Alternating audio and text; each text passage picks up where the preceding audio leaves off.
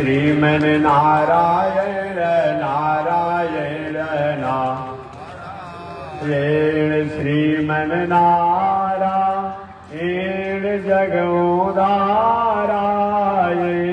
श्रीमन नारायण जगोदारायण लक्ष्मी नारायण नारायण नारायण लक्ष्मी नारायण नारायण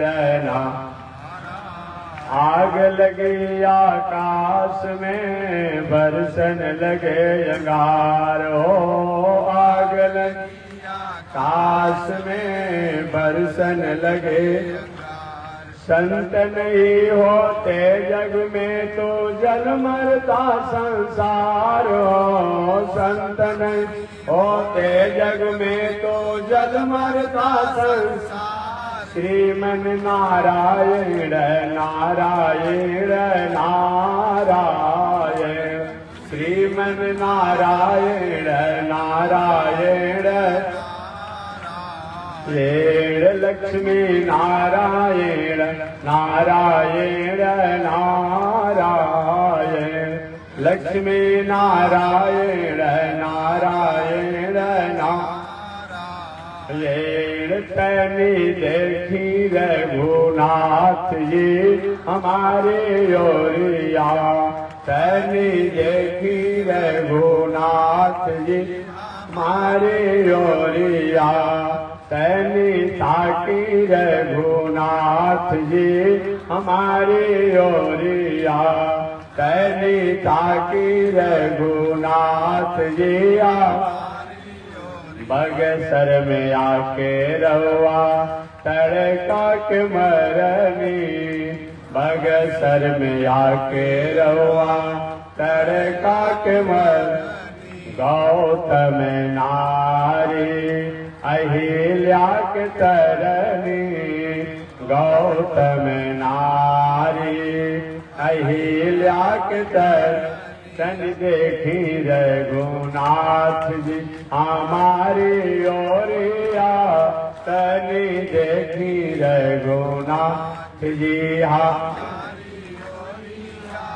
तनी ताकी रघुनाथ जी हमारी ओरिया तनी ताकी रघुनाथ जी हमारी ओर श्रीमन नारायण नारायण नारायण श्रीमन नारायण नारायण नारायण लक्ष्मी नारायण नारायण लक्ष्मी नारायण नारायण नारायण बोलिए श्री लक्ष्मी नारायण भगवान की श्री भाष्यकार भगवान श्री रामानुजाचार्य स्वामी जी महाराज की श्री प्रतिवाद वेंकटाचार्य स्वामी जी महाराज की अनंताचार्य श्री गादी स्वामी जी महाराज की परमाचार्य श्री रामकृष्णाचार्य स्वामी जी महाराज की विश्ववंद जगदाचार्य श्रीमद विश्वक्सेनाचार्य अस्मदाचार्य पूज्य गुरुदेव श्री त्रिदंडी स्वामी जी महाराज की पूज्य गुरुदेव श्री त्रिदंडी स्वामी जी महाराज की पावन धाम की पावन भाव की पावन स्थल की पावन महामहोत्सव की पावन महामहोत्सव की जय जय श्री सीताराम जय जय श्री राधेश्याम जय जय श्री श्रीमन नारायण जय जय श्री भाष्यकार जय जय श्री रामानुजाचार्य जय जय श्री रामानुजाचार्य हरि ओम शांति शांति शांति अनंताचार्य कृपया वेदांत द्वय पारगम रामकृष्णानुसर्वक विश्वक्सेन मुनिं भजे काषायम यज्ञ सूत्र शुचिवपुषि तथा चोर्ध्वपुण्ड्रं च वाले यस्यास्ते दक्षहस्ते कलिकुमति गिरीन्द्रेन्द्र वज्रं त्रिदण्डम् संसाराग्नि प्रशान्त्यै मृतजलममलं दारुपात्रं पवित्रम् श्रीविश्वक्सेन सूर्य पदकमलयुगम् श्रेयसे संश्रयामि लक्ष्मीनाथ समारम्भा नाथयामुनिमध्यमा अस्मदाचार्यपर्यन्तां वन्दे गुरो परम्परा नारायणाय विद्महे वासुदेवाय धीमहि तन्नो विष्णु प्रचोदयात् महालक्ष्म्यै च विद्महे विष्णुपत्न्यै च धीमहि तन्नो लक्ष्मी प्रचोदयात् तन्नो लक्ष्मी प्रचोदयात्। परमाराध्य श्री लक्ष्मी नारायण भगवान नित्य वंदनीय पूज्य गुरुदेव श्री त्रिदंडी स्वामी जी महाराज के युगल चरणों में कोटि सा नमन। भगवत भागवत आचार्य कैंकल पारायण महानुभाव बक्सर की पावन भूमि से चलकर आए हुए श्री त्रिदंडी देव समाधि स्थल मंदिर पीठाधीश्वर जगत गुरु रामानुजाचार्य स्वामी अयोध्यानाथ जी महाराज द्वारा आपका श्रवण कर रहे थे। उनसे पहले आरा कोल छपरा से चलकर आए हुए जगत गुरु रामानुजाचार्य स्वामी संजय जी महाराज द्वारा कथा श्रवण कर रहे थे। उनसे पहले ब्रह्मचारी जी लोग कथा श्रवण करा रहे थे। पावन भूमि पर पावन कथा को निवेदन करते हुए मैं आ रहा हूं। पावन कथा प्रसंग अंतर्गत पिछले दिन मैंने निवेदन किया था। भगवान श्री कृष्ण आज से 6000 वर्ष पहले इस धराधाम पर आए। महर्षि वेदव्यास जी महाराज को भी इस संसार में आए लगभग 6000 वर्ष हो रहा। पांडव लोग को भी संसार में आए लगभग 6000 वर्ष होता है। आज से 6000 वर्ष पहले भगवान श्री कृष्ण इस धराधाम पर आकर के मानवों के कल्याण के लिए, परिवार के कल्याण के लिए, समाज के कल्याण के लिए, प्राणियों के कल्याण के लिए जब से जन्म लिए और अंतिम अपने लीला को स्मरण करते समय, समेटते समय भी एकमात्र मानवों के कल्याण की बात की। न था परमात्मा के संसार से क्या लेना देना, ईश्वर को किसी से क्या लेना देना। वेदांत दर्शन की बात किया जाए, ईश्वर तो दुनिया की दुनियादारी से परे होता है, इसलिए तो उनको अखंड कहा जाता है, अविनाशी कहा जाता है। परंतु भक्तों को उद्धार करने के लिए, प्राणियों को मंगल करने के लिए, अखंड होने के बाद भी, दुनिया से परे होने के बाद भी, दुनियादारी से परे होने के बाद भी दुनियादारी और दुनिया में उनको आना पड़ता। श्रीमद् भगवत गीता में भगवान श्री कृष्ण ने स्पष्ट कहा, अपने आने का कारण बताया कि परित्राणाय साधन।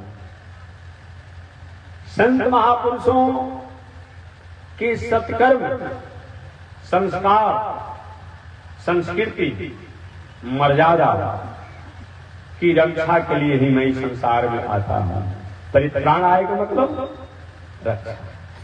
अरे संत तो पवित्र होते ही हैं, उनको क्या पवित्र करना है? इसका मतलब उनकी संस्कृति, उनकी संस्कार, उनकी सभ्यता, उनकी मर्यादा, उनकी मानवता, उनके व्यक्तित्व को संरक्षण करने के लिए, रक्षा करने के लिए, संवर्धन करने के लिए, प्रोत्साहित करने के लिए, उत्साहित करने के लिए ही परमात्मा के संसार में आना है। परित्राण आया और विनाश आया। दुष्टों को विनाश करने के लिए। दुष्ट किसे कहा जाता है? जो वह समाज प्राणियों की एक मानक बताया गया है जीवन जीने के लिए, उससे हट करके जो जीवन जीता है वही दुष्ट है। आज भी सरकार का नियम है, सरकार अपने से बहाली करती है, शिक्षक की बहाली, अलग अलग कर्मचारियों की बहाली करती है। अब कोई व्यक्ति इसमें कहीं हेरा फेरी कर देता है तो अपने लिए सरकार घोषणा करके बहाली करती है। अब कोई व्यक्ति इसमें हेरा फेरी करके अपने से 2 वर्ष से कहीं बहाली में सम्मिलित हो जाता है तो वही सरकार उसको दंड देती है। क्यों ऐसा होता है? अरे भाई उसको तो जीविका मिल गई, सरकार को तो ऐसा नहीं करना चाहिए। नहीं, जीविका तो मिल गया, लेकिन जीविका मिलने का तरीका जो था उसका ठीक नहीं था। जीविका को प्राप्त करने का तरीका जो था उसका ठीक नहीं था। इसलिए सरकार जो है दंड का प्रावधान करती है, न्यायालय जो है दंड का प्रावधान करता है। यहाँ पर जब ये नियम लागू हो सकता है, कभी कभी लोग पूछते रहते हैं कि महात्मा जी जब भगवान तो भगवान होते हैं, एक को मारना एक को बचाना क्या मतलब होता है? भगवान तो भगवान होते हैं, एक केवल वही लागू होगा, यहाँ लागू नहीं होगा। यहाँ भी तो लागू होना चाहिए। एक सरकार किसी को जीविकोपार्जन, रोजी रोटी की व्यवस्था करती है, नौकरी की व्यवस्था करती है, रोजगार की व्यवस्था करती है, बेरोजगारी को दूर करती है। और दूसरा कोई व्यक्ति अगर बेरोजगारी के लिए किसी थोड़ी सी बैक साउंड से अपने आप बैक साइड से आ गया, 19-20 करके आ गया, 5-25 करके आ गया, समझते 5-25 महीने हेरा फेरी करके कहीं आ गया तो सरकार दंड का प्रावधान करती है। वही काम तो वहां भी है। यहाँ आप कानून मान लिए, लाभ मान लिए, नियम मान लिए, और वहां कहते हैं कि भगवान द्वारा ठीक नहीं हुआ। कुछ दिन पहले कुछ महानुभावों द्वारा कुछ अपने शब्दों को अभिव्यक्त किया गया था। नहीं, अपने विचारों पर कम से कम विचार करें। और मैं बहुत नहीं कहूंगा मेरा भी सही नहीं है, लेकिन मैं उन महानुभावों से, महापुरुषों से मैं जरूर अपने आप याद दिलाऊंगा कि अगर आप सही में न्याय मानते हैं, सरकार मानते हैं, शासन मानते हैं, तो आप कम से कम इस पर विचार कीजिए। इस पर विचार कीजिए। एक व्यक्ति दुकान पर गया और दुकान पर जाकर के 10 रुपया, 100 रुपया, 50 रुपया दे करके सामान ले लिया, अच्छी बात है। दुकानदार अच्छा प्रसन्न है तो एक टॉफी उसको पुरस्कार में देता है। दूसरा व्यक्ति गया, खड़ा है और उसकी दुकान उसको सामान लेकर के चल देता है। वो क्या करता है? स्तुति करता है कि उसकी जैसा सेवा और उसकी सेवा करता है।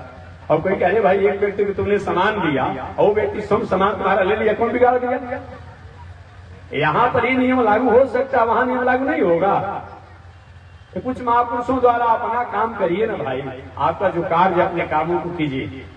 काहे कि दूसरे के कामों को अब धर्म पर व्याख्या करना शुरू कर देता है लोग, संत पर व्याख्या शुरू कर देता है लोग, शास्त्र पर व्याख्या। अरे सबका अलग अलग काम है जी भाई जी, ऐसा नहीं कीजिए। आपका जो कार्य है समाज की सेवा कीजिए, और समाज की सेवा ही धर्म है। अब धर्म पर व्याख्या करने लगते हैं, शास्त्र पर व्याख्या करके अपनी भावनाओं को आप उदास कर रहे हैं। और मैं क्या कर सकता हूँ? और बाकी कुछ मैं नहीं कहूंगा, लेकिन ऐसी उदास भरी अपने व्यवहारों को करना राष्ट्र के लिए, समाज के लिए, प्राणियों के लिए, देश के लिए अच्छा नहीं है। भगवान दुष्टों को संहार करते हैं, संत महात्माओं की साधना को, कर्म को पुष्ट करते हैं और धर्म की स्थापना करते हैं। अरे अस्मिता का, अविवेक का, असहिष्णुता का, स्वभाव का, असमानता का कहीं समान होगा तो स्वाभाविक है कि सहिष्णुता आ ही जाएगी, समानता आ ही जाएगी। तो जब दुष्टों का संहार हो जाता है तो धर्म की स्थापना हो ही जाती है। भगवान इस चीज को जना देते हैं। इसके लिए भगवान इस संसार में आते हैं। भगवान ने बताया, हे दुनिया में रहने वाले लोग, हमें इस संसार में आने की कोई आवश्यकता नहीं, परंतु प्राणियों के उपकार करने के लिए, महापुरुषों को कृतार्थ करने के लिए, धर्म की स्थापना करने के लिए, वेद और वैदिक परंपरा को जनाने के लिए इस संसार में आते हैं। भगवान श्री कृष्ण इस धराधाम पर आए 6000 वर्ष हुआ। 125 वर्ष की आयु को बिताने के बाद भगवान श्री कृष्ण अपने गोलोक धाम में जाने की तैयारी करते हैं। देखिए, चाहे हम हों, आप हों, ईश्वर हों, देवता हों, सबको अपने अपने काल के अनुसार जाना पड़ता है, अपने पद पर छोड़ना पड़ता है। सरकार की ऐसी कुछ शासकीय नौकरी है इसमें 15 वर्ष का सर्विस होता है, कहीं 10 वर्ष का होता है, कहीं 30 वर्ष का होता है, और कहीं 50-60 वर्ष का होता है। सभी लोग अपने अपने काल के अनुसार इस संसार में रहते हैं। देवताओं का अलग समय है, मनुष्य की अलग आयु है, ईश्वर की अलग आयु है। तो अपने अपने आयु और काल के अनुसार इस संसार में आते हैं और अपने कर्मों को करके पुनः चले जाते हैं। स्वयं भगवान हम और आपको उपदेश देना चाहे कि जब जिस शरीर द्वारा हमने घर बनाया, दलान बनाया, दुकान बनाया, मकान बनाया, परिवार समाज की व्यवस्था किया, तो यह शरीर ही जब नाश होने वाला है, शरीर ही का जब समापन होने वाला है, तो क्या शरीर द्वारा किया गया संग्रह और संबंध इसमें कहीं न कहीं अभाव नहीं होगा? निश्चित होगा।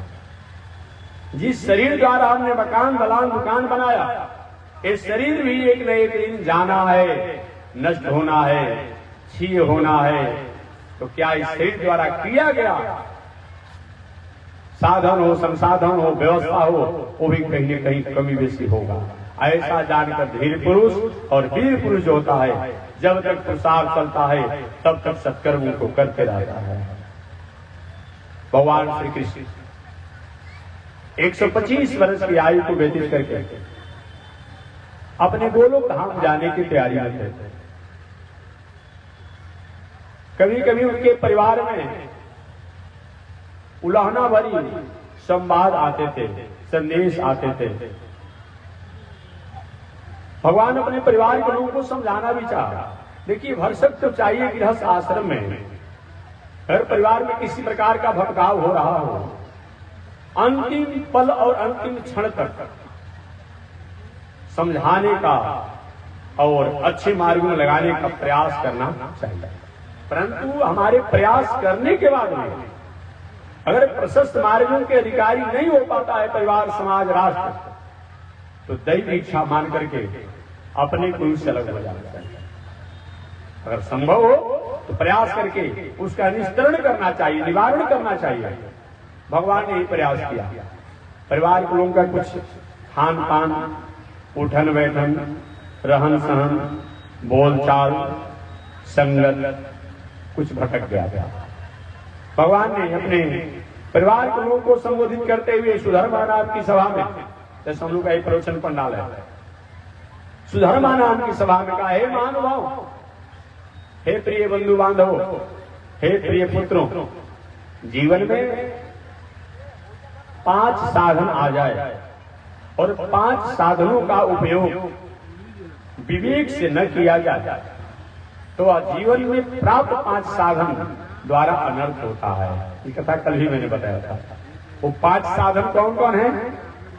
धन का होना, बल का होना, पद का होना, रूप का होना, ऐश्वर्य वैभव कीर्ति का होना।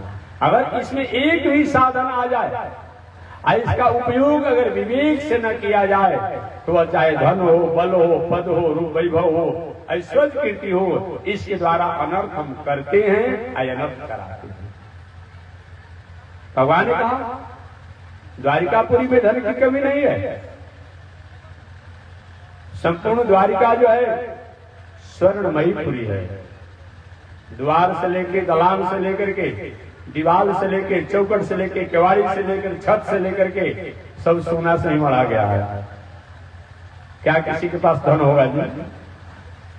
हम लोग थोड़ी सी कुछ कर धर के 2-4 रुपया कमा लेते हैं तो सोना चांदी रखते हैं, 2-4 वर्ष तो थोड़ा सा गौरवान्वित होते हैं। पूरी द्वारिका स्वर्णमयी पुरी थी, स्वर्ण से मढ़ी हुई थी। भगवान का धन की कमी है नहीं। कभी कभी तो लक्ष्मी जी भी वैकुंठ से जब द्वारिकापुरी में आती है तो द्वारिकापुरी के वैभव को, धन को दे करके वो भी आश्चर्य हो जाती है कि आज बैकुंठ ही साक्षात द्वारिकापुरी में आ गया है। धन की कमी नहीं भगवान का। जहां तक बल की बात है, भगवान का बल तो इतना है कि पूरे देवता लोग भी मात खा जाते हैं, दैत्य भी मात खा जाते हैं। साधारण रूप में समझा जाए, घर में परिवार में 10 लोग समान कहीं हो जाते हैं तो गांव के लोग हम लोग कुछ समझ नहीं पाते हैं। आज इस द्वारिकापुरी में भगवान श्री कृष्ण के कुल खानदान वंश परंपरा में इतना परिवार बड़ा था, इतना परिवार बड़ा था, गर्ग संहिता के अनुसार कि 56 करोड़ ब्राह्मण देवता लोग यदुवंशी बालकों को पढ़ाने के लिए थे। बात समझिए, 56 करोड़ समझ लिया जाए, इतने तो ब्राह्मण लोग थे। अब समझा जाए, एक आचार्य पर 10 बालकों को पढ़ने की व्यवस्था किया गया था। आज शायद सरकार द्वारा 20 या 30 जो भी व्यवस्था हो, गवर्नमेंट का ऐसा जो नियम हो, लेकिन उस समय की मैं बात कर रहा हूं। एक आचार्य पर 10 बालकों को पढ़ने की व्यवस्था किया गया था। तो 56 करोड़ में 10 का गुणा कर लीजिए, उतने तो बालक बैचलर थे, और उतने ही बालक नन बैचलर, अन बैचलर, जो बैचलर में प्रवेश करने वाला, और उतने ही बालक बैचलर पार कर गए होंगे। ऐसा चलता है ना सिस्टम पढ़ाई में। अब 3 ही शिफ्ट को जोड़ दीजिए, बैचलर, नन बैचलर और बैचलर पार, कितना हो गया। और परिवार की बात छोड़ दीजिए, कितना बड़ा परिवार था जी। भगवान ने कहा, हे प्रिय बंधु बांधव, द्वारिकापुरी में धन की कमी नहीं है, बल की कमी है नहीं। जहां तक पद की बात है तो पद तो इतना बड़ा है कि ब्रह्मा को चाहे तो नौकर बना दे, नौकर को चाहे तो ब्रह्मा बना दे। अरे बड़ा आदमी चाहेगा तो कहीं देता है। आज भी कोई व्यक्ति ऐसा कर देता है। अगर पद वाला अधिकार वाला आदमी होता है तो जो चाहता है वहां बैठा ही देता है। इतना बड़ा अधिकार, पद की कमी नहीं। ब्रह्मा जी भी आते हैं, अपने मुकुट को खोल कर आते हैं, डरते रहते कोई गलती तो नहीं हो गया हो, कहीं फरियाद तो नहीं सुनना पड़े। इतना बड़ा पद है। धन की कमी है नहीं, बल की कमी है नहीं, पद की कमी है नहीं। जहां तक वैभव की बात है, वैभव तो इतना अपूर्व है, इतना अपूर्व है कि त्रैलोक मात खाती है, देवराज इंद्र भी मात खाते हैं। जहां तक रूप की बात है, भगवान श्री कृष्ण और भगवान श्री कृष्ण के पुत्र सांब, ऐसे और भी सब परिवार सुंदर है। ब्रज के कवियों ने तो एक अपूर्व बात कहा है। एक ब्रज के कवि ने कहा, कृष्ण खासियत इस बात की है, खासियत इस बात की है, तुम हो लाला, तुम हो लाला। अगर लाला के जगह पर कहीं लाली होते तो तुमको देखने के लिए करोड़ों लोगों की गर्दन रोज कट जाता। इतने सुंदर भगवान श्री कृष्ण है। कभी आपने फोटो देखा होगा, कभी देखे होंगे, कितना सुंदर लगते हैं, अपूर्व सुंदर लगते हैं। उनके पुत्र सांब जी भी अपूर्व सुंदर, रूप की कमी नहीं। इसमें से एक साधन अगर किसी के पास हो जाए तो व्यक्ति को भटकने की संभावना हो सकती है। आज इस घर परिवार में तो पांचों के पांचों चीज है, धन भी हो, बल भी हो, पद भी हो, रूप भी हो, वैभव ऐश्वर्य भी हो। वो व्यक्ति कहीं अनर्थ किए नहीं रहेगा, ये तो दैवी शाही है। भगवान का बेटा, द्वारिकापुरी में सभी कुछ है, सभी साधन है। अगर इसका विवेक से उपयोग आप लोग नहीं करोगे, या धन या पद या बल या वैभव ऐश्वर्य या रूप अनर्थ करा देगा। भगवान उपदेश दे ही रहे थे। भगवान श्री कृष्ण के बहुत सुस्नेही लाडले पुत्र जिनका नाम है सांब, जो भगवान श्री कृष्ण और जामवती के मर्यादा से प्रकट हुए थे, जन्म लिए थे। सांब जी, सांब जी खड़े हो गए कि पिताजी एक किसको उपदेश दे रहे हैं, क्या कहना चाहते हैं। देखिए, घर में आपका बेटा हो, नाती हो, उसको लाड़ प्यार स्नेह तो दीजिए। नीतिकारों ने तो कहा है कि 5 वर्षों तक बच्चों को लाड़ प्यार स्नेह देना चाहिए। छोटा बालक को लाड़ प्यार स्नेह देकर के उसको पलित पोषित कीजिए। 5 वर्षों से जैसे ही 10 वर्षों को थोड़ी सी उसको अनुशासन, शासन और शिक्षा, संस्कार और मर्यादाओं की आप संदेश दीजिए।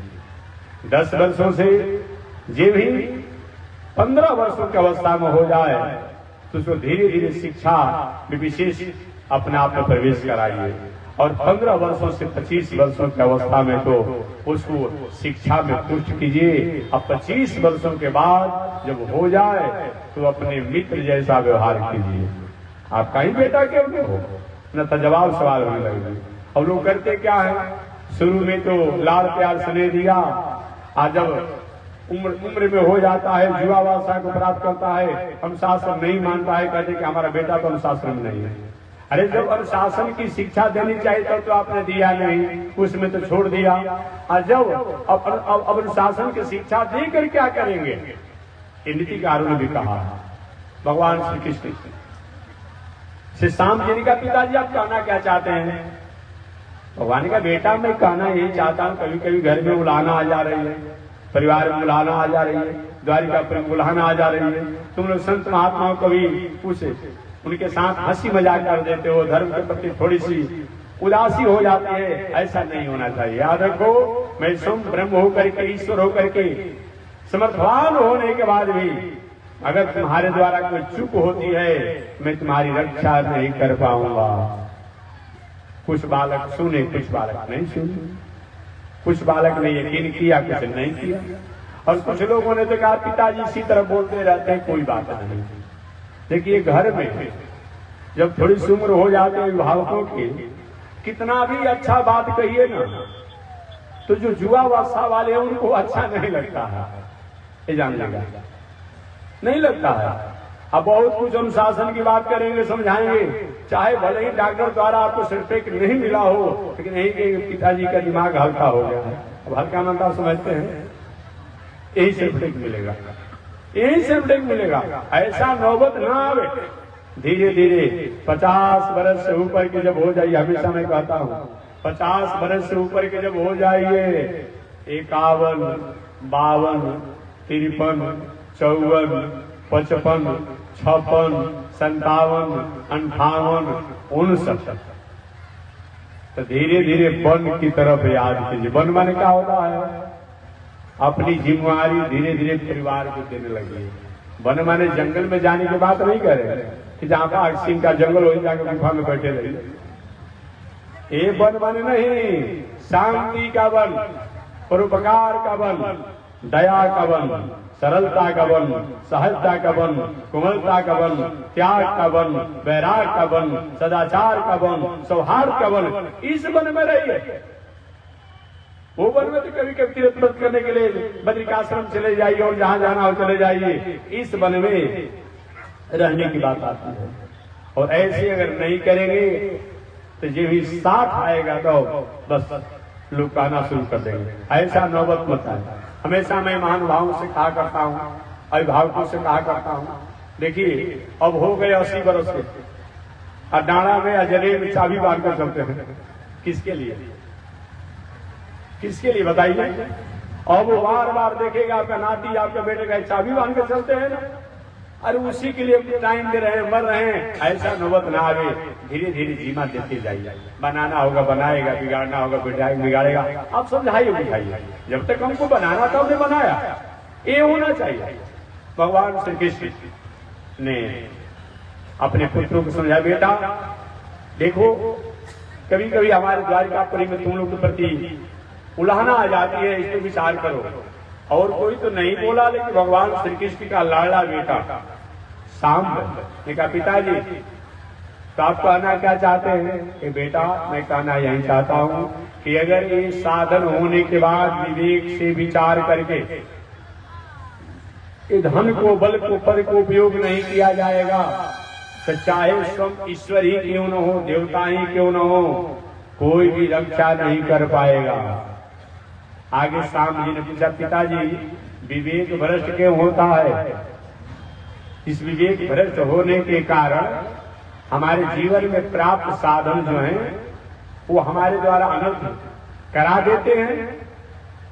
तो भगवान श्री कृष्ण का विवेक के भ्रष्ट होने के 5 वो दुर्गुण है जो कल व्याख्या कर चुका है, बताना नहीं है, केवल एक प्रसंग बस कथा प्रसंग बस याद दिला देंगे। वो 5 दुर्गुण चाहे किसी में आ जाए उनको बर्बाद होने से रुक नहीं सकते। देवराज इंद्र, एक बार आपने कथा सुना होगा महाभारत में, भागवत में, देवराज इंद्र एक बार नशे में चूर होकर के अप्सरा, तिलोत्तमा, मेनका, उर्वशी अप्सराओं का नृत्य देख रहे थे। अचानक उसी समय बृहस्पति महाराज कहीं स्वर्गलोक में चले गए। भागवत विस्तार से कथा है। देवराज इंद्र का भी गाने के गुरु जी का ही समय था। और क्या कि देवराज इंद्र बृहस्पति जी को देकर अपना मुख मोड़ लिए। अरे वो भी गया, आ भी गए तो कम से कम दूसरों द्वारा, मंत्रियों द्वारा सत्कार सम्मान करा देना चाहता था। ऐसा नहीं कि देवराज इंद्र अपने मुख को मोड़ लिए और उस अप्सराओं के नाचों में, एक तो नशे में थे और अप्सराओं के नाचों में लीन रहे। बड़ा आदमी के साथ कोई अपमान अपराध कर देता है, उस समय से जैसा करना वैसा करता है, लेकिन लोगों से नहीं करता है। बृहस्पति जी वहीं से लौट गए।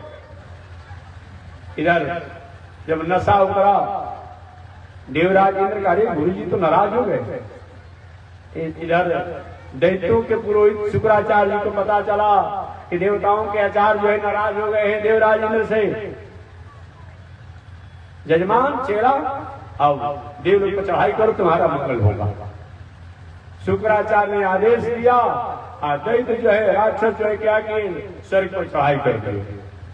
व्यक्ति वही होता है जब उसकी नैतिकता, मौलिकता कहीं भटक जाती है तो व्यक्ति का तेज निस्तेज में परिणत हो जाता है। वही देवराज है। दैत्यों द्वारा पलायन हो गए, मारे गए, घायल होकर सब स्वर्ग लोग छोड़कर देवता लोग भाग गए और दैत्यों का साम्राज्य हो गया। मारे मारे फिरने लगी। छोटी सी गलती हुई देवराज इंद्र द्वारा, इसका परिणाम हुआ कि स्वर्ग जैसे राज को त्यागना पड़ा, छोड़ना पड़ा। छोटी सी चूक। इसलिए विवेक के भ्रष्ट होने के 5 कारण हैं। एक तो नशा, नशा माने किसी प्रकार का नशा, वेश्यावृत्ति, जुआखोरी, ये बताना नहीं है। धर्मात्मा, साक्षात धर्मराज, जिनको किसी को हम लोग प्रतोख देते हैं, उदाहरण देते हैं, ये धर्मात्मा है। सम धर्मात्मा, सम धर्म, धर्मराज युधिष्ठिर जुआ खेलने के कारण 14 वर्षों तक बन बन की ठोकरें खाए, जीवन में विषम परिस्थितियां आई और राज भी प्राप्त हुआ। उस राज को प्राप्त करने में 1 अरब 66 करोड़ 20 लाख 10,000 नरसंहार हुआ। इतना नरसंहार के बाद तब पांडवों को राज प्राप्त हुआ। इसका एकमात्र कारण जुआ। काश धर्मराज युधिष्ठिर जुआ नहीं खेले होते तो ऐसा नहीं होता। तो नशा, वेश्यावृत्ति, जुआखोरी और हिंसा, हिंसा पर कल मैं निवेदन कर चुका हूं। हिंसा माने केवल मनुष्य की हिंसा नहीं, किसी भी प्राणियों के प्रति हमारी हिंसा की जो भावना होती है, उसका आह जो है हमारे लोगों पर उसका पड़ता है। और कोर्ट कचहरी का दुर्व्यसन। देखिए, न्याय के लिए तो न्यायालय में जाना चाहिए, लिखा भी है, उसका नाम है न्यायालय। न्याय के लिए न्यायालय में जाना चाहिए, लेकिन अन्याय के लिए न्यायालय में नहीं जाना चाहिए।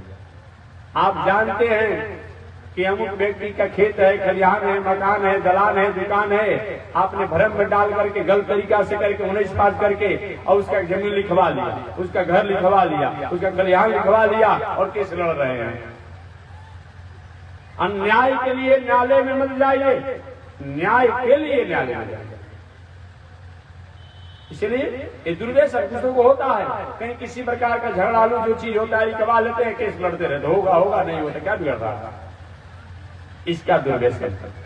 ये 5 अवगुण अगर जीवन में आ जाए, व्यक्ति को विवेक भ्रष्ट होने से कोई रोक नहीं सकता।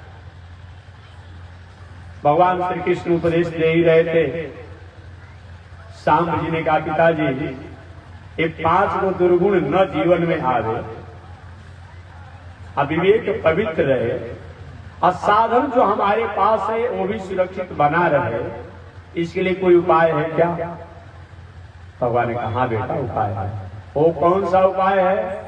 भगवान ने कहा 7 गो सूत्रों को जीवन में उतारना पड़ता है। उन 7 सूत्रों के सिद्धांतों को अपने जीवन के आचरण में अपनाना पड़ता है, और तब हमारे जीवन में 5 को दुर्गुण नहीं आते हैं। और 5 दुर्गुण जब नहीं आते हैं तब विवेक पवित्र होता है। और विवेक पवित्र जब रहता है, चाहे कितना भी धन हो जाए, कितना भी बल हो जाए, कितना भी पद हो जाए, कितना भी वैभव ऐश्वर्य हो जाए, इसके द्वारा कहीं हम अनर्थ नहीं करते हैं। महाराज 7 सूत्र कौन है? तो भगवान ने कहा सबसे प्रथम जीत आसनो, जीत आसनो, दूसरा जीत श्वासो, तीसरा जीत क्रोधो, चौथा जितेंद्रिय, 5वां जीत आहारो, 6वां जीत व्यवहारो, और 7वां जीत संगो। यही 7 वो सूत्रों को जीवन में अपनाने से हमारे जीवन में दुर्गुण आने की संभावना नहीं रहती है और विवेक पवित्र आता है। इसकी व्याख्या आज मैं कर दूं 1-2 का। सबसे प्रथम है जीत आसनो, अपना आसन, आसन माने बैठक बाजी। 5 घंटा मंदिर में बैठते हैं, 4 घंटा संत के पास बैठे हैं, 2 घंटा मानस पाठ करते हैं, हनुमान चालीसा पढ़ते हैं, बहुत बड़ी उपलब्धि नहीं है। ये सब करने के बाद अगर हम कहीं 5 मिनट भी कुसंग में बैठते हैं तो 12 घंटा का किया हुआ काम जो सब व्यर्थ हो जाता है। याद रखिएगा, आपने कभी घर में जूठा पात्र रखने वाला एक पात्र होता है, पहले तो मिट्टी का हुआ करता था, मिट्टी का खड़ा होता था, अब तो दूसरा ही कुछ होता होगा जूठ पात्र जो रखने के लिए। एगो जूठ घड़ा जो होता था, जितने घड़ा को स्पर्श करता उसको अशुद्ध कर देते, उतने को, अब समझ लीजिए, लेकिन उसको शुद्ध करने की क्षमता नहीं। तो हम बहुत देरों तक सब कुछ करते हैं, ये लोगों का नियम है। अभी छठ आ रहा है ना, छठ में लोग बहुत इसी समय से अपने दिनचर्या को बदलना शुरू कर दिया है। आई बहुत बड़ी कृपा है। मैं तो चाहूंगा हमेशा हमेशा के लिए 365 दिन के लिए आप अपने दिनचर्या को पवित्र कर दीजिए। अच्छी बात है। नवरात्र के समय आता है, उसमें भी लोग 1-2 दिन पहले से दिनचर्या को पवित्र करते हैं, उन्हें चाहिए।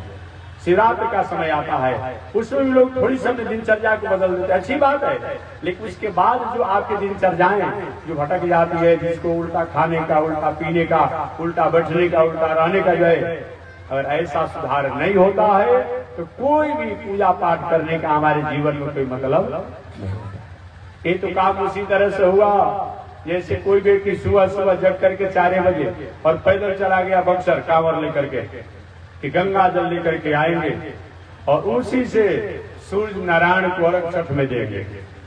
अच्छी बात है, आपकी श्रद्धा थी, भावना थी, आप चले गए कांवर लेकर के और जल लेकर के आया। आपने जल लेकर के आया और समझिए जाने में भी कम से कम 12 घंटा 18 घंटा जो भी लगता होगा लगेगा। कितनी आप सुबह जग गए और यहाँ आने के बाद उसमें कहीं 1 बूंद कहीं मदिरा टपका दीजिए, क्या वो पूजा लायक रह जाएगा? अर्घ लायक रह जाएगा? नहीं रहेगा। ठीक वही बात है, हमारे द्वारा बहुत समय तक सब कुछ किया जाता है, लेकिन दिनचर्या संगत आहार विहार रूपी में मदिरा अगर टपका देते हैं गलत चीजों का तो कोई मतलब नहीं होता। जीतासनो, अपना आसन, अपना बैठकबाजी पवित्र होना चाहिए। बैठकबाजी का इतना बड़ा महत्व है कि अगर हमारा बैठकबाजी अशुद्ध हो जाती है, चाहे कोई भी हो, वो व्यक्ति को कोई बचा नहीं सकता है। महाभारत संग्राम हो चुका था, पांडव लोग महाभारत संग्राम में विजय को प्राप्त करके राज्य लोग भी हो गया था पांडवों का। भीष्माचार्य जी 58 दिनों से बाणासैया पर कुरुक्षेत्र में पड़े हुए थे, उत्तरायण की प्रतीक्षा करते हुए जाने की तैयारी में थे। भगवान द्वारिकाधीश ने पांडवों से कहा, पांडव कुरुवंश के सूर्य अस्ताचल की ओर जाने वाले हैं, चलकर उनसे धर्म नीति, राजनीति, समाज नीति, कूटनीति, परिवार नीति की बात शिक्षा ले।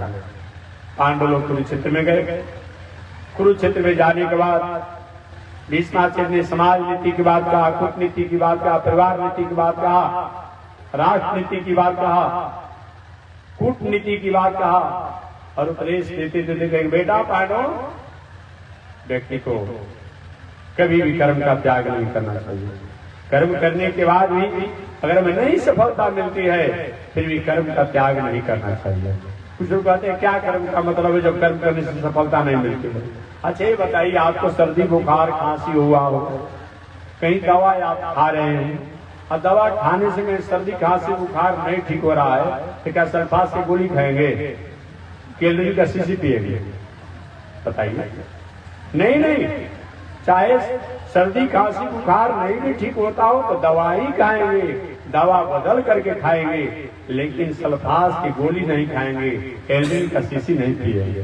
ठीक वही बात है, हमारे कर्म करने से अगर हमें नहीं भी वैसी रिवेट और रिटर्निंग प्राप्त होती है, फिर भी कर्म का कभी भी त्याग नहीं करना चाहिए, क्योंकि कर्म ही हमारी जननी है, कर्म ही हमारा भाई है, कर्म ही हमारा माता है, कर्म ही हमारा पिता है, कर्म ही हमारा स्वर्ग है और कर्म ही हमारा सुख है और कर्म ही हमारा मोक्ष है। अतः कर्म का कभी त्याग नहीं करना चाहिए। आगे भीष्माचार्य उपदेश दे, बेटा व्यक्ति को पाप नहीं करना चाहिए, पाप होते हुए देखना नहीं चाहिए, पापी व्यक्ति की सहायता नहीं करनी चाहिए। द्रौपदी जी बगल में खड़ी थी, भीष्माचार्य उपदेश दे रहे थे।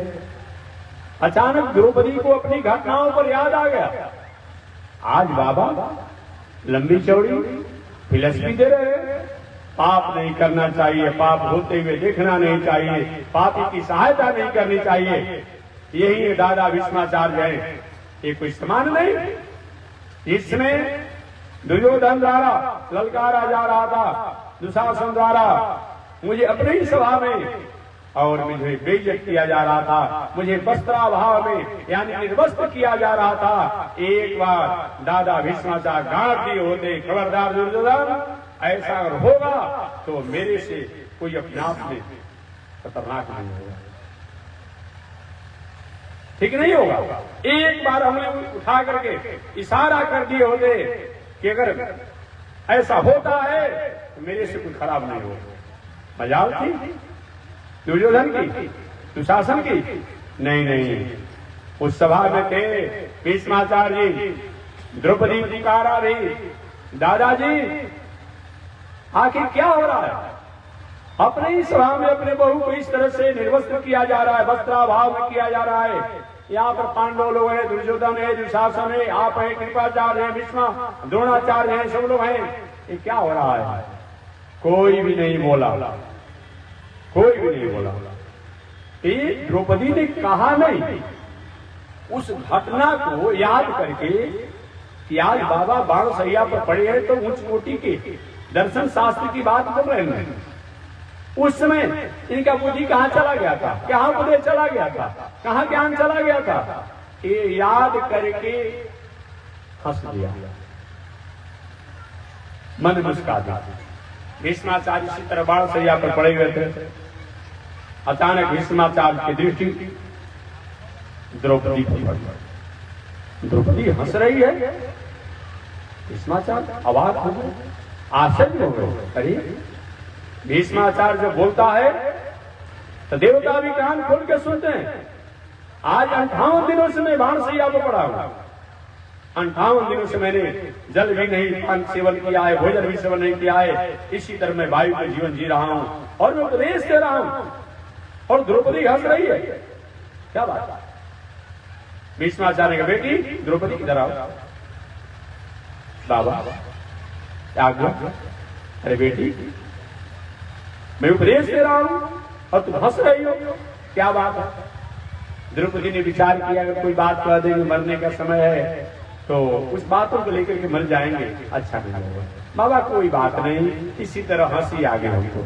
नहीं नहीं बेटी, बड़े घर की बहू जो होती है, बड़े घर की स्त्री जो होती है, पढ़ी लिखी नारी जो होती है, उसके हर व्यवहारों में रहस्य होता है।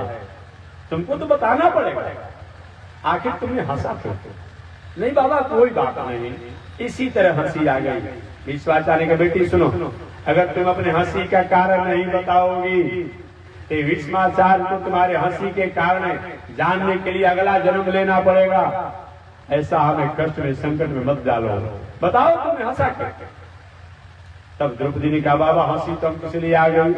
अभी मेरे पतिदेव पांडवों को आप उपदेश दे रहे थे, पाप नहीं करना चाहिए, पाप होते हुए दिखना नहीं चाहिए और पापी व्यक्ति की सहायता नहीं करनी चाहिए। तो आपने पाप तो नहीं किया है कि मैं जानती हूं, अपने ठीक कर्मचारी है, आपने कोई पाप नहीं किया है, लेकिन आपने पाप होते हुए देखा है, पापी की आपने सहायता किया है। आप डांट भी होते तो ऐसा अनर्थ नहीं होता और पांडवों के साथ वैसा अनर्थ नहीं होता। तो आपने पाप होते हुए देखा क्यों और पापी की आपने सहायता क्यों किया और आज ऐसा उपदेश क्यों दे रहे हैं? भीष्माचार्य जी रोने लगे, बेटी मेरे अपराधों को क्षमा करो। आज वही पापी ये भीष्माचार्य है जो 58 दिनों से वहां पर पड़ा हुआ है। मैं पाप तो नहीं किया हूं ये मैं जानता हूं और इस शरीर की बात नहीं। भीष्माचार्य कहते हैं मैं 125 जन्मों तक कोई मैंने पाप नहीं किया है ये मैं जानता हूं। 125 जन्मों तक कोई मैंने पाप नहीं किया है, नैष्ठिक ब्रह्मचर्य में हूं। एक मैंने पापी का साथ दिया, पापी के पास रहा, इसका मुख्य कारण है कि पापी के साथ रहने के कारण मेरी बुद्धि मारी गई। द्रौपदी ने कहा आप रहे क्यों? अभी तो आप कह रहे थे आप करना नहीं चाहिए, पापी का साथ नहीं देना चाहिए, आप रहे क्यों? भीष्माचार्य का बेटी इसका भी कारण है, मैंने पापी का अन्न खाया था और पापी के अन्न खाने के कारण मैं चाह करके भी अलग नहीं हो पाया। इतना बड़ा उठन बैठन का महत्व होता है जब भीष्माचार्य जैसा नैष्ठिक ब्रह्मचारी जब पापी के साथ रहने के कारण पाप होते हुए देखे लेकिन पाप को रोक नहीं पाए, अन्याय होते हुए देखे लेकिन अन्याय को रोक नहीं पाए, तो हम और अब क्या करेंगे? इसलिए मानव जीवन में बताया गया है कि 7 सूत्रों को जीवन में अपनाना चाहिए। जीत आसनों, अपना बैठकबाजी जो होना चाहिए, उठन बैठन जो होना चाहिए वो पवित्र होना चाहिए, वो पवित्र होना चाहिए। जीत आसनों। एक और उदाहरण है, कभी आपने सुना हो और आपके समय जो कथा अंतराल हमारा 6 बजे है, 6 बजे समाप्त है, तो एक और उदाहरण है। आपने अर्जुन का नाम सुना हो, हनुमान जी का भी नाम आपने सुना होगा, नहीं होंगे। एक बार हनुमान जी और अर्जुन ये दोनों तीर्थ यात्रा में निकल गए। इससे अलग अलग गांवों से आप लोग जग में आए हुए हैं, यहाँ सबका एक जगह मिलन हो गया। अर्जुन और हनुमान जी दोनों तीर्थ यात्रा में निकले। अब जाते जाते संयोग से एक जगह ऐसा हुआ कि पहले से अर्जुन उस यात्रा में एक सुंदर वाटिका में उपवन में अपना डेरा डाल दिया, मध्याह्न काल को अपने पूजा पाठ यजन करने के लिए। संयोग से बगल में हनुमान जी भी अपना उसी उपवन वाटिका में डेरा डाल दिया। अर्जुन तो भगवान श्री कृष्ण के पुजारी हैं, पूजा करते मध्याह्न काल का समय था, जैसे कैसे सुबह में आपकी पूजा भगवान का करते हैं। अर्जुन पूजा कर रहे थे और पूजा जब कर रहे थे तो पूजा समय पुष्प तुलसी का अभाव था। उस वाटिका में देखे पुष्प तुलसी तो है कि उसका मालिक नहीं है। इसके व्यवस्था में पुष्प और तुलसी पत्र दिया जाता है, बेचा जाता है, विक्रय किया जाता है। कुछ देरों तक तो प्रतीक्षा की अर्जुन, नहीं जब माली आए तो सोचे चलो मैं तोड़ लेता हूं और बाद में जो आएंगे तो कुछ दे दिया जाएगा। पुष्प और तुलसी को तोड़ करके अर्जुन जब भी लेकर चलने लगे पूजा करने के लिए, हनुमान जी महाराज बगल ही किसी झाड़ी में बैठे थे। भले आदमी, किससे पूछ करके तुमने पुष्प और तुलसी को तोड़ा? कि महाराज मैं प्रतीक्षा में तो था लेकिन कोई नहीं दिखाई पड़ा। पूजा के समय अतिक्रमण हो रहा था, बीत रहा था, तो मैं अपने अखिल ब्रह्मांड नायक भगवान श्री कृष्ण की पूजा में व्यतिक्रमण न हो, इसके लिए मैंने पुष्प तोड़ दिया, जो आएगा माली दे देंगे। और इतना बात सुनते ही हनुमान जी महाराज आग बबूला हुए। ए भले आदमी, कृष्ण अखिल ब्रह्मांड नायक, वो कब का अखिल ब्रह्मांड नायक है? बचपन में जाकर घर घर में माखन दही लूट कर खा जाता था। कभी किसी का चीर चुराया तो कभी दही चुराया तो कभी का चीते चुरा लिया। वो कब का अखिल ब्रह्मांड नायक है? वो कभी का अखिल ब्रह्मांड नायक नहीं है। अर्जुन कहते तो कौन अखिल ब्रह्मांड नायक है? एक राजाधिराज महाराज श्री राम। हनुमान जी वो अखिल ब्रह्मांड नायक है, समझ, लोगों के नायक वो है। अर्जुन नहीं, अखिल ब्रह्मांड नायक कृष्ण है। हनुमान जी अखिल ब्रह्मांड नायक राम है। अर्जुन ने पूछा आखिर आपके राम जी अखिल ब्रह्मांड नायक का कौन सा काम किए, बता दीजिए, कौन सा काम किए? हनुमान जी ने कहा समुद्र में पुल बांधा। समुद्र में पुल बांधे, गौतम नारी का उद्धार किया, जनकपुर में जाकर के धनुष तोड़े। अर्जुन के ऐसा पुल बांधना होता ना तो हमारे भगवान की एक बार में अनुसंधान करके गांधी पर्वत से बाण मार देते और उसका पुल बन जाता।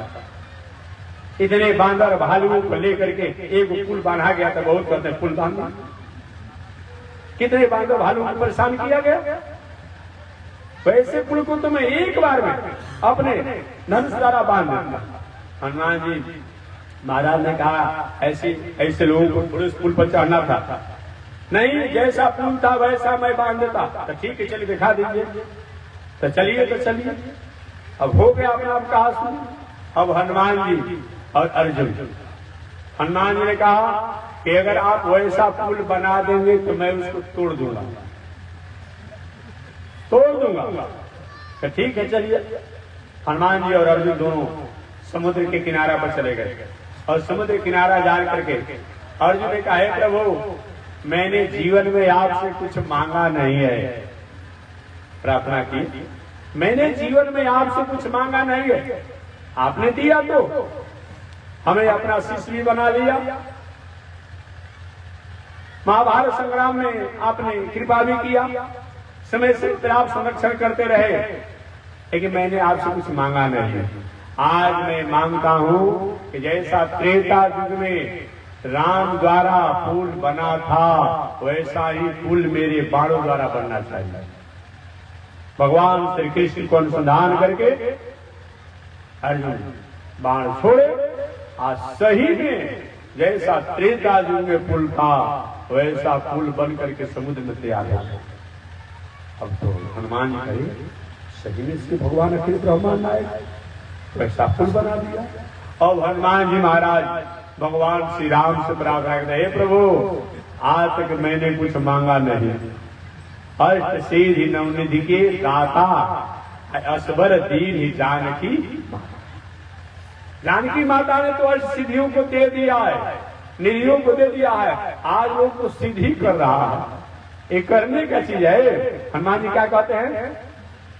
अष्ट सिद्धि नवनिधि के दाता, ये देना नहीं पड़ता है, मांगना नहीं पड़ता है। हमारे कर्मों से सत्कर्मों से मिल जाता है। आप भोजन करेंगे, भूख समाप्त हो जाएगी। आप जल पिएंगे, प्यास समाप्त हो जाएगी। तो आज सिद्धियों के लिए अब कितने लोग बहुत प्रकार की तपस्या बताइए, साधारण एक सिद्धि के लिए पूरा जीवन बिता दिया। काहे के लिए? तो 100 ग्राम किशमिश बनाने के लिए महाराज जी तो किशमिश बरसा देते हैं। कितना? 2-4 क्विंटल। हम तो नहीं सकते। महाराज जी कहीं से कोई वस्तु मंगा देते हैं, कहीं से मिठाई मंगा देते हैं। अरे जीवन का आधा समय बिता दिया एक साधारण संसारिक व्यवसायों के लिए, उससे तो मजदूरी करके अधिक अपने आप में सामान मंगाया जा सकता है। 2-4 दिन 5 दिन मजदूरी करके और उससे खरीद कर किशमिश काजू मिठाई मंगा दिया सकता है। कौन बड़ी बात है? समय नहीं है। एक थोड़ा सा व्यवहारिक और बात कथा सुना दूं, अब तब आगे मैं बढ़ जाऊंगा। क्योंकि हमारे भारतीय दर्शन में एक कथा को समझाने के लिए 5 कथा और बताना पड़ता है, तब बात समझ में आती है। ये काशी नरेश के नाम सुने अभी भी नहीं? ये पहले के काशी नरेश थे। वो काशी नरेश पहले के जो थे, एक बार उनके यहाँ बाम मार के सिद्धि करने वाले कोई संत आए, और बाम मार सिद्धि करने वाले संत जब आए, क्योंकि अभी तक तुमने जो कुछ भी पूजा पाठ किया अपने गुरु द्वारा, मतलब क्या प्राप्त तुमको हुआ? कि गुरु जी प्राप्त तो नहीं हुआ कुछ। गायत्री मंत्र का जप करते हैं, संध्या बंदन करते हैं, दान इत्यादि करते हैं, पूजा पाठ करते हैं।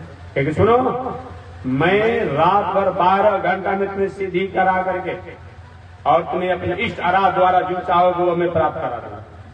सबको चाहिए, कैसे भी होड़ लगा हुआ है। अभी पत्र पत्रिकाओं में टेलीविजन देख रहे हैं, अभी कुछ दिन पहले कहीं वहां शिविर, कहीं वहां शिविर, कहीं वहां शिविर। और बताइए, ये भारत सरकार जो है इतना पढ़ा करके लिखा करके ये बड़े बड़े मेधावी छात्रों को डॉक्टर बना रहा है, MD MBBS और क्या क्या बना रहा है। और बताइए, कोई कुछ चादर ओढ़ाने से और कोई चुटकी बजाने से और कोई पुर्जा निकालने से अब सब रोगे ठीक हो जाएगा। तो डॉक्टरी के हॉस्पिटल सब बंद कर दीजिए, क्या जरूरत है? सब उसी करने से होने वाला है, बंद कर दीजिए। कोई मतलब होता है? एक मतलब होता है जी। अब सभी प्रकार के भूत प्रेत सब ठीक हो जाए अपने आप में, तो क्या जरूरत है? अब सब कुछ बताने ही वाले हैं। इतना सरकार द्वारा अनेक प्रकार के खुफिया विभाग का कौन कौन विभाग जो रखा गया है, सब विभाग को बंद कर दीजिए। इन्हीं लोग को बुलाइए और सारा दुनिया के काम यही लोग बता देंगे। ऐसे ऐसे लोग अपने आप में, अरे जादूगरी विद्या है भाई, एक कुछ अपने आप में भी चमत्कार दिखा दिया। नहीं तो मैं सही निवेदन करना चाहता हूँ, ऐसा बात है तो सरकार की बात समझ नहीं आती है। सरकार के नीलों को रख लेना चाहिए। अब कितने कर्मचारियों को बहाली करना पड़ता है, 1 किलो हमें पूरे दुनिया के देश के बात से बता देंगे। कहाँ आतंकवादी छिपा है, कहाँ पर क्या है, कहाँ पर खाद्यान्न है, कहाँ पर क्या है, कहाँ पर क्या हो रहा है, सब बता देते। अब कोई अपने आप कोई दवा की आवश्यकता नहीं, इतना दवा का अपना खोला गया है, जितने डॉक्टर किसी को आवश्यकता ही नहीं, सब लोग ठीक कर देता। नहीं नहीं, ये जादूगरी विद्या जो है ये दिखाने के लिए है अपने आप में। कभी हम लोग जब कॉलेज में पढ़ते थे तो देखते, कभी तो कॉलेज में आया करते थे जादू दिखाने वाले आते थे, तो क्या करता था? अब मुंह में से गड्डी निकालने लगता था, मुंह में से नोट निकालता, कहीं और कुछ निकाल देता, और जेब ही निकाल करके अब 5 रुपये बाबू, 5 रुपया बाबू, 1 रुपया, रे भले आदमी तो नोट का गड्डी निकाल दिया, पैसा क्या मांग रहे? कहते देखिए तो केवल दिखाने के लिए है, एक काम का चीज नहीं है। ये क्या मतलब होता है जी? ये क्या मतलब होता है? एक केवल दिखाने के लिए अपने आप 2-4 को, अरे ऐसे भी अच्छे लोग कोई होंगे 100 वो बात कहेगा, एक भी बात तो सत्य हो ही जाएगा। ये कौन बड़ी बात है? इसीलिए मैं निवेदन करना चाहता हूँ कि ये जादूगरी विद्या जो है, ये जादूगरी विद्या ही अपने आप है, ये चमक विद्या है, ठीक है, इसको मैंने कहता नहीं हूँ, ये विद्या है, जादूगरी विद्या है, चमत्कारी विद्या है, ये है अपने आप में। लेकिन अब इसके द्वारा सारा दुनिया का नियंत्रण कर दिया जाए, वही व्यक्ति नियामक हो जाए, क्या दुनिया में और किसी संस्थान को बनाने की जरूरत है? कुछ करने की आवश्यकता ही नहीं है। अब कोई विद्यार्थी पढ़े मत करे, अब जाए चिट्ठी निकालिए, वो सब अपने पास हो जाएगा, ऐसे ही काम चलेगा? क्या मतलब होता है? और काशी नरेश कहा जो आए, बामार्गी गए, मैं 12 घंटा में आपको मैं अपने आराध्या से बात करा दूंगा। ठीक है महाराज, शमशान में ले गए निर्वस्त्र करके, और जो उनकी क्रियाएं जो होती है शमशान पर खोपड़ी में जो उसको बनाना शो करना जैसे करने का प्रक्रिया होती है। अब सही में 12 रात भर जो अपने आप में सायंकाल से लगा 4 बजे तक वो उनकी जो इष्ट अपने आप विद्या है, बर मांगो बर मांगो बर मांगो, आवाज आने लगा। वो भी राजा साहब हैरान हो गए, इतना दिन तक हमने गायत्री का जप किया, त्रिकाल संध्या किया और ऐसा नहीं, ये तो आश्चर्य हो गया। मांगो जो मांगना है। राजा साहब ने कहा, काशी नरेश ने कहा, देखिए मैं मांगूंगा, लेकिन जिससे मांगना है उसको थोड़ा समय दर्शन करना चाहता हूं। कहे नहीं नहीं ऐसा नहीं होगा, नेकी में बदी मत करो, तुमको जो मांगना है सो मांगो। कहे ऐसा क्यों आप कर रहे हैं? कि नहीं मैं सामने तुम्हारा नहीं आऊंगा। सामने नहीं आऊंगा तुम्हारे कैसे मैं मांगूंगा? इसलिए सामने नहीं आऊंगा कि तुम्हारे द्वारा गायत्री मंत्र जो जप किया गया है, इस गायत्री मंत्र के तेज से मैं जल जाऊंगा, इस सामने मैं नहीं आ सकता हूँ। अब काशी नरेश कहे कि जो हमको कुछ नहीं अनुभव हो रहा है, हमारे इस गायत्री मंत्र के तेज से इनका इष्ट ही जल जा रहा है, ऐसा इसका क्या मतलब और उसका देने का क्या मतलब? सारा पूजा पाठ का सामान जो फेंक फाक करके उन्हें प्रसाद की बीमारी में लाग गए। तो मैं निवेदन करना चाह रहा हूं, ये जादूगरी विद्या जो है एक कुछ समय के लिए तो होता है, लेकिन ये बहुत कुछ होता नहीं, बहुत कुछ नहीं होता है। इसलिए मानव जीवन में ये चमत्कारी विद्या ये अल्प समय के लिए, आपको कुछ समय के लिए तो होती है, लेकिन इससे हमारे जीवन में बहुत कुछ प्राप्त नहीं होता। तो हमारे हनुमान जी महाराज कहते हैं अष्ट सिद्धि नवनिधि के दाता। हनुमान जी ने सिद्धि नहीं किया, उनको प्राप्त हो गया। सिद्धि नहीं प्राप्त किए, उनको प्राप्त हो गया। नवनिधि के दाता, सब अरिमा गरिमा सिद्ध बसित इत्यादि ये सिद्धियां ऐसे उनको प्राप्त हो गया। कहीं प्रभु मैंने आपसे कुछ मांगा नहीं, लेकिन आज मैं मांग रहा हूं। क्या मांग रहा हूं? मैं मांग रहा हूं कि अर्जुन द्वारा जो पुल बनाया गया है, ये पुल जब उस पुल पर मैं चढ़ूं तो टूट जाए, टूट जाए। भगवान भी थोड़ी सी, ये दोनों मेरा भक्त ही है। एक अब इधर अर्जुन जो है, जे ही हनुमान जी महाराज ने अपने स्वरूप को ध्यान करके पुल पर जब चढ़ा, अर्जुन प्रार्थना करते, हे प्रभु आज तक से मैंने कुछ मांगा नहीं है, हे हनुमान जब चढ़े तो मेरा पुल नहीं टूटना चाहिए। हनुमान जी कहते मैं चढ़ूं तो पुल टूट जाना चाहिए। इधर श्री कृष्ण अर्जुन जप रहे हैं, इधर राम राम जो है हनुमान जी जप रहे हैं। जे ही हनुमान जी महाराज ने अपने स्वरूप को ध्यान करके पुल पर जब चढ़ा तो पुल थोड़ी सी डगमगाने लगा, डगमगाने लगा। उसी समय अर्जुन ध्यान के प्रभु आज प्रतिष्ठा मेरी दाव पर लगी हुई है।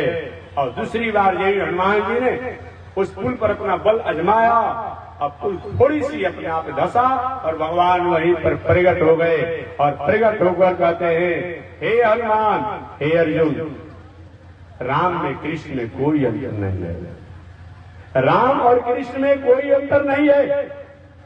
तुम दोनों ने खान पान और बैठकबाजी तुम्हारा अशुद्ध है, इसी के चलते ऐसा तुम्हारे में भेद हुआ। तुमने एक बेटी बेचने वाले का अन्न खा लिया, एक ने माता पिता को कष्ट और अपमान करने वाला का अन्न खा लिया, इसलिए तुम्हारे मन में ऐसा हुआ। तुम्हारे बैठकबाजी का दोष है, न कि अपने आप में राम में और कृष्ण में अंतर है। एक बैठकबाजी का होता है जब हनुमान और अर्जुन में भी जब ऐसा बुद्धि हो सकती है तो हम और आप कौन हो सकते हैं। अतः हम पूजा करें, पाठ करें, यज्ञ करें, दान करें, तीर्थ करें, व्रत करें, लेकिन हमारा बैठकबाजी जो होना चाहिए वो पवित्र होना चाहिए। अन्यथा कुसंग होता है, बैठकबाजी ठीक नहीं होती है तो बड़े बड़े लोगों को भी बिगड़ने से कोई रोक नहीं सकता है। अभी हमारे दुर्दाना स्वामी जी कथा सुना रहे थे, कई जैसा तो पवित्र भावना किसी का हो ही नहीं सकता है, लेकिन मंथरा की बैठकबाजी के चलते राम जैसे भी अपने आप ईश्वर को, राम जैसे पुत्र को भी कई ने वनवास भेजने का अपने आप जो दुस्साहस किया, ये कहीं न कहीं मंथरा की बैठकबाजी के कारण ही हुआ। कई मंथरा की बैठकबाजी में षड्यंत्र में नहीं फंसी होती, काश ऐसा कई द्वारा नहीं होता। अतः जीवन में हमारा विवेक पवित्र हो, इसके लिए 7 सूत्रों को होना चाहिए। वो 7 सूत्रों में सबसे प्रथम की व्याख्या मैंने किया, जितासनो, अपना बैठकबाजी पवित्र होना चाहिए। दूसरी व्याख्या कल से मैं करूंगा, जितासनो, जित श्वासो, जित क्रोधो, जितेंद्रिय, जित आहारो, जित व्यवहारो, जित संगो। इसकी व्याख्या जैसे अनुकूलता होगी वैसे मैं करूंगा। आज इसी के साथ वाणी विराम। एक बार भगवान का नाम ले, आगे परमात्मा के जैसे। श्रीमन नारायण लक्ष्मी नारायण, श्रीमन नारायण लक्ष्मी नारायण, श्रीमन नारायण नारायण नारायण, श्रीमन नारायण नारायण नारायण। आग लगे आकाश में, बरसन लगे यगारो, आग लगे आकाश में, बरसन लगे। संत नहीं होते जग में तो जल मरता संसार, संत नहीं होते जग में तो जल मरता संसार। श्रीमन नारायण नारायण नारायण, श्रीमन नारायण नारायण नारायण, लक्ष्मी नारायण नारायण नारायण, लक्ष्मी नारायण नारायण नारायण। बोलिए श्री लक्ष्मी नारायण भगवान की, भाष्यकार भगवान रामानुजाचार्य स्वामी महाराज की, श्री प्रतिभास वेंकटाचार्य स्वामी महाराज की, अनंताचार्य गादी स्वामी महाराज की, परमाचार्य रामकृष्णाचार्य स्वामी महाराज की, विश्ववन जगदाचार्य श्रीमद विश्वक्सेनाचार्य अस्मदाचार्य पूज्य गुरुदेव श्री तिदंडी स्वामी जी महाराज की। हरि ओम। शांति शांति शांति।